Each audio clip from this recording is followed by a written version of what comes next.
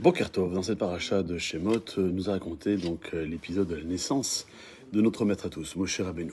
Le Midrash nous raconte que lorsque le pharaon a décrété sur tous les nouveau-nés mâles qui soient jetés dans le Nil, Amram, le père de Myriam, et Myriam, et ainsi qu'Aaron,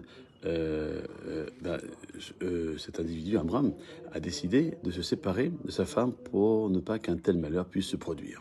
Et Myriam lui dira à son père: tes décrets sont pires que ceux du pharaon, qui lui ne condamne que les garçons, alors que toi, tu empêches même les filles de venir au monde.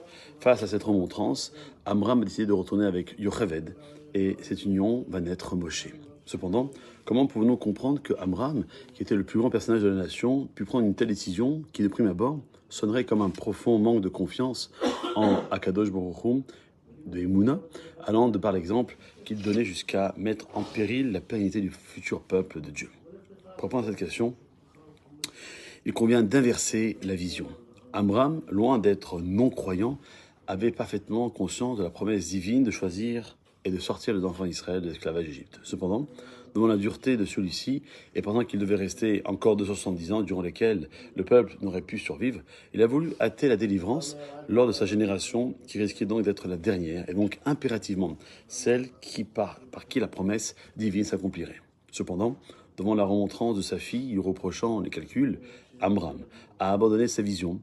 Il a mérité par cela d'avoir Moshe pour fils.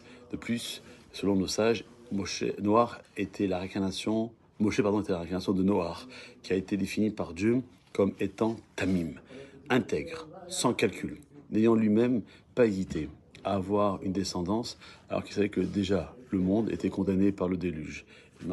Un peu, l'histoire se répète dans chaque génération. Nous sommes des Gilgulim, des incarnations, et de ce fait, on se doit, à travers la lecture de paracha qui revient tous les ans, on essaie de comprendre quel message je peux tirer, et je pense qu'au moins un qui va là pour chacun d'entre nous, c'est que si on est là, c'est pour une mission.